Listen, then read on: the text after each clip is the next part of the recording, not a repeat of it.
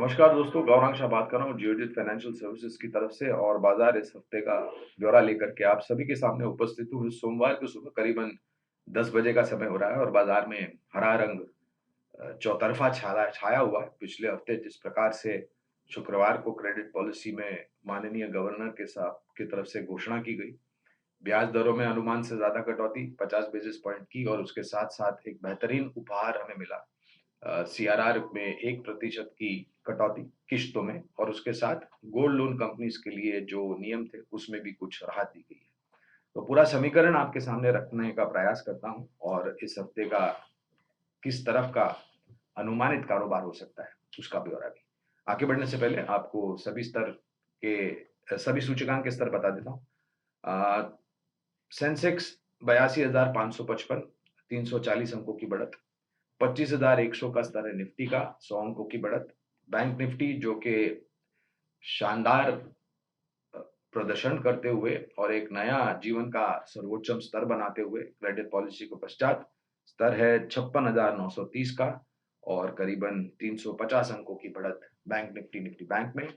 रुपए डॉलर और कच्चे तेल पर भी नजर डाल देते हैं। रुपए में 0.07 पैसे की कमजोरी डॉलर के मुकाबले, 85.70 रुपए एक डॉलर के मुकाबले और कच्चे तेल में हल्की सी मामूली सी गिरावट 66.45 प्रति बैरल है ब्रेंट और 64.57 प्रति बैरल है नाइमेक्स। रुपए में दोस्तों अनुमान है कि शायद थोड़ी बहुत मजबूती हमें आते हुए दिखेगी। मजबूती हमें शायद 85.60 और 85.50 की तरफ रुपए में मजबूती का अनुमानित आकलन है हमारा इस हफ्ते डॉलर के मुकाबले। कच्चे तेल में 0.25 सेंट यानी कि 66.25 तक ब्रेंट कमजोर हो सकता है प्रति बैरल और 64.25 प्रति बैरल नाइमेक्स में कमजोरी आ सकती है और ज्यादातर इसलिए दोस्तों क्योंकि जिस प्रकार से टैरिफ को लेकर के अमेरिका में टैरिफ को लेकर के पूरे देशों पर अनिश्चितता का वातावरण, धीमापन, मंदी की चपेट में अर्थव्यवस्था आने की संभावना और अगर ऐसा होता है तो जो कच्चे तेल की खपत है वो काफी निचले स्तर पर जा सकती है। पहली बात यानी कि खपत कम और दूसरी तरफ ओपेक प्लस देशों के द्वारा उत्पादन ज्यादा। ये दोनों ही संकेत जो है वो कच्चे तेल में शायद आने वाले समय में थोड़े निचले तरफ के दर हम देख सकते हैं। रुपए में भी हमें लग रहा है कि 85.50 और 85.60 के आसपास की मजबूती रुपए में डॉलर के मुकाबले। अब आते हैं बाजार की तरफ दोस्तों। एक दो तरफा उपहार आरबीआई गवर्नर की तरफ से शुक्रवार को 50 बेसिस पॉइंट की कटौती ब्याज दरों में, 1% की कटौती सीआरआर में किश्तों में और उसके साथ साथ गोल्ड लोन कंपनीज के नियमों में थोड़ा बहुत ढील देते हुए और वास्तविकता ये है कि शुक्रवार के पश्चात जो ऊपरी स्तर हमने देखे थे वो आज भी और आज दोस्तों सभी क्षेत्र के जो सूचकांक है वो हरे निशान में कामकाज कर रहे हैं, तो ये एक अच्छी बात है यानी कि चौतरफा तेजी। दूसरी तरफ दोस्तों जो भी कदम उठाए गए हैं माननीय गवर्नर के तरफ से उससे जो हमारी जो सिस्टम है उसमें नगदी जो है वो भरपूर आएगी धीरे धीरे करके। यानी कि पहले जो दिक्कतें थी नकदी को लेकर के वो दूर हो सकती है। दूसरी तरफ क्योंकि ब्याज दरों में कटौती की है तो स्वाभाविक है बैंक एफडी में जो लोग बैंक में एफडी रखते हैं उनको भी आने वाले समय में नीचे के तरफ के ब्याज दर मिलेंगे यानी कि हर एक बैंक निर्भर होगा क्योंकि हर एक बैंक के जो कॉस्ट ऑफ बोरोइंग होती है वो अलग-अलग होती है। तो धीरे-धीरे करके बैंक के एफडी के ब्याज दरों में भी आपको कटौती आती हुई दिखाई देगी, ये अनुमान है और वो निर्भर करेगा कौन-सी बैंक के नकदी को लेकर के क्या स्तर पर उनके कॉस्ट ऑफ बोरोइंग होते हैं।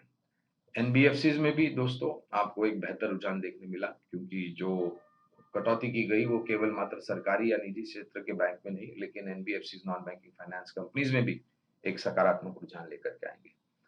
उसके साथ-साथ दोस्तों अब कुछ घटनाक्रम आपको बता देते हैं। आज से अमेरिका और चीन के बीच में जो विवाद हो रहा था ट्रेड टैरिफ को लेकर के, उससे फिर से दोबारा बातचीत होने का प्रयास होगा देर शाम।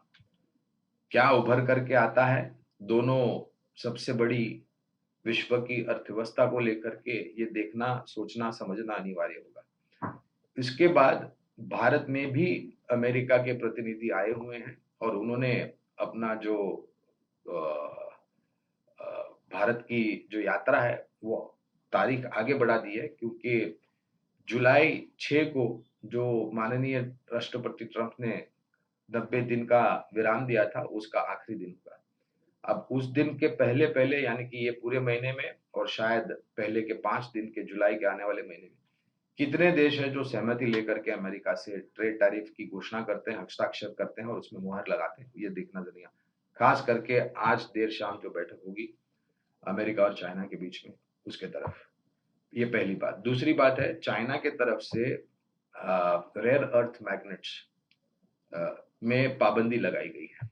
रेयर अर्थ मैग्नेट्स क्या होता है? रेयर अर्थ मैग्नेट्स बहुत ही बड़ी मात्रा में एक लागत खर्च होता है और उसका बहुत ही महत्व है जो ऊर्जा से चलने वाले वाहन है यानी कि इलेक्ट्रिक व्हीकल्स में ये एक बेसिक इम्पोर्टेंट रॉ मटेरियल होता है।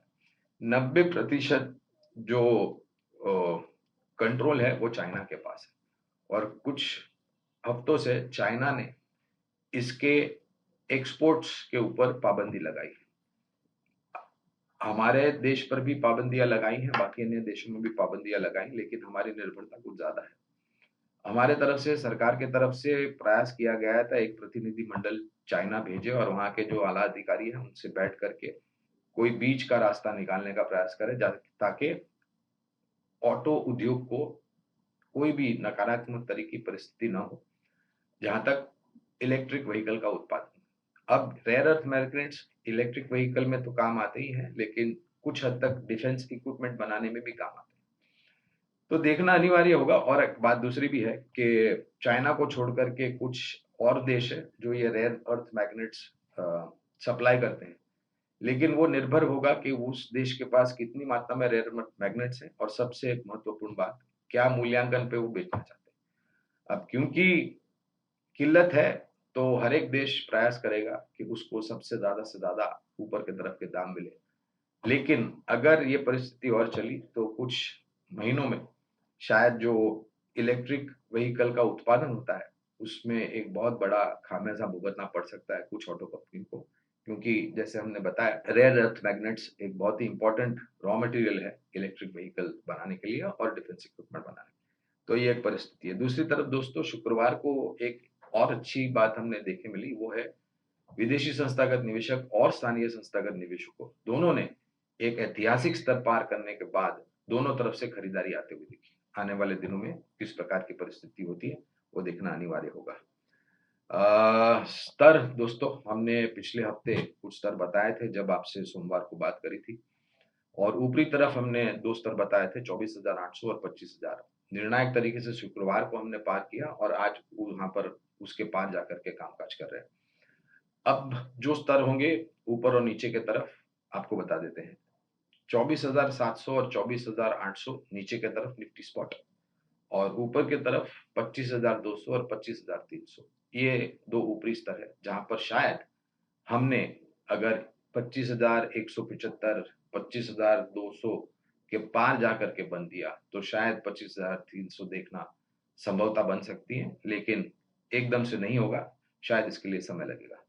दूसरी तरफ दोस्तों इंडिया वोलेटिलिटी इंडेक्स जो 18-20 के पास थी पिछले हफ्ते, इस हफ्ते पे नीचे आकर के खड़ी हुई है, लेकिन फिर भी थोड़ा ऊपर की तरफ के दायरा।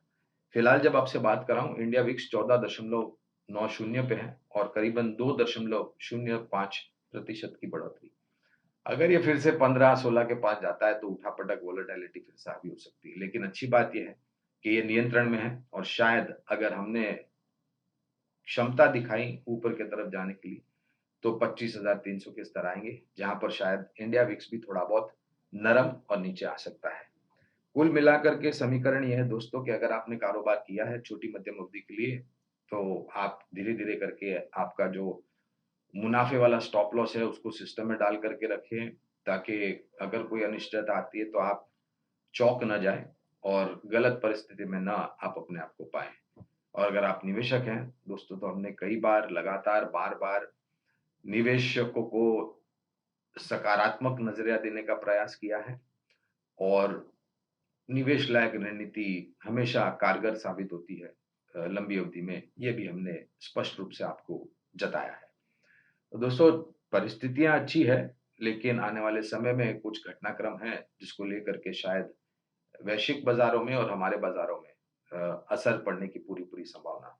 तो जहाँ तक निवेश का सवाल है दोस्तों, तो हमने प्रयास किया है कि ये जो शुक्रवार को पिछले हफ्ते क्रेडिट पॉलिसी आई, उसी को ध्यान में रखते हुए विकल्प आपके सामने रखें। और ये जो विकल्प आपके सामने रखने जा रहा हूँ, उसके पहले डिस्क्लोज़र देना अनिवार्य होगा। तो पहले तो ये जो निवेश लायक रणनीति है, ये हमारी रिसर्च टीम यानी कि बुनियादी तर्क के आधार पर जो हमारी टीम है, उनके तरफ से है। इसमें ना तो हमारी कंपनी जियोजित का, ना ही मेरा कोई निजी निवेश है, ना ही कोई वित्तीय लाभ है और ना ही किसी प्रकार का कॉन्फ्लिक्ट ऑफ इंटरेस्ट है। तो ये चीज़ ध्यान में रखें। और ये जो विकल्प है, जैसे मैंने बताया, लंबी अवधि के लिए 12, 18, 24 महीने या उससे अधिक समय सीमा होना ज़्यादा अनिवार्य है। तो पहला विकल्प जो है वो एक स्मॉल फाइनेंस कंपनी के रूप में है, जिसका नाम है एयू स्मॉल फाइनेंस। दोस्तों, ये स्मॉल फाइनेंस कंपनी की एक बात जो बहुत ही अच्छी है, पहले तो जो ऋण देते हैं वो बहुत छोटी मात्रा में होते हैं और उसके कारण जो प्रिंसिपल और इंटरेस्ट की जो रन रेट है, वो 90% पर के पार होती है, यानी कि ग्रॉस और नेट एनपी होने की संभावना बहुत कम। दूसरी तरफ ऋण की माँग अब धीरे-धीरे करके सिर्फ़ बड़े मझौले या छोटे शहरों में से ही नहीं, लेकिन जो ग्रामीण और मध्यम ग्रामीण इलाके हैं भारत के, वहाँ से भी बहुत बड़े तौर पर आएगी। यानी कि कहने का तात्पर्य है कि लोन बुक ग्रोथ होने की पूरी-पूरी संभावना है और एसेट क्वालिटी यहाँ से और सुधरने की पूरी-पूरी संभावना। तो पहला विकल्प है एयू स्मॉल फाइनेंस बैंक। दूसरा भी एक एनबीएफसी है, दक्षिण भारत स्थापित राज्य में तमिलनाडु में कंपनी का कामकाज शुरू हुआ था। मैं बात कर रहा हूँ श्रीराम फाइनेंस की। पहले तो ये दक्षिण भारत स्थापित कंपनी मानी जाती थी, लेकिन फिर मैनेजमेंट ने अपने अनुभव से एक कारगर रणनीति कारोबार की नीचे रखी और विस्तार योजनाएँ बड़ी मात्रा में की।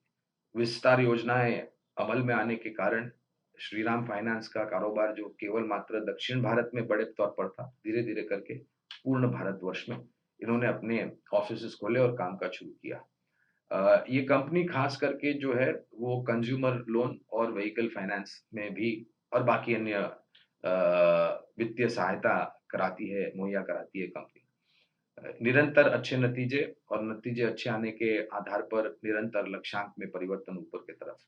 तो ये दोनों ही विकल्प लंबी अवधि के लिए हमारी रिसर्च टीम की तरफ से एयू स्मॉल फाइनेंस और श्रीराम फाइनेंस। शुरुआत कीजिए दोस्तों, पूरी ताकत लगा करके निवेश करने की कोई आवश्यकता नहीं है। धीरे-धीरे करके निवेश शुरू कीजिए। निवेश शुरू करने से पहले सोचिए, समझिए, थोड़ा अभ्यास कीजिए और बाद में निवेश कीजिए। अगर आपको समझ में आता है तो। और जैसे हमने बताया, पूरी ताकत नहीं, किश्तों में निवेश कीजिए ताकि अगर बाज़ार में अनिश्चितता का वातावरण होता है, नीचे आता है, तो नीचे के दाम में आपको और जोड़ने का लाभ मिलेगा, जिससे आपका निवेश का स्तर और भी महफूज़ और सकारात्मक हो जाएगा। लेकिन इतनी बात ध्यान में रखिए स्पष्ट रूप से कि ये बीटीएसटी, एसटीबीटी 3 महीने, 6 महीने या छोटी अवधि के लिए, मध्यम अवधि के लिए नहीं है।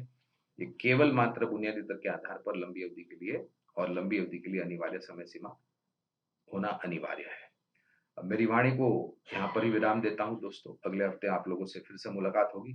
तब तक के लिए मुझे आज्ञा दीजिए और अपनी सेहत का ध्यान रखिए। बहुत-बहुत धन्यवाद।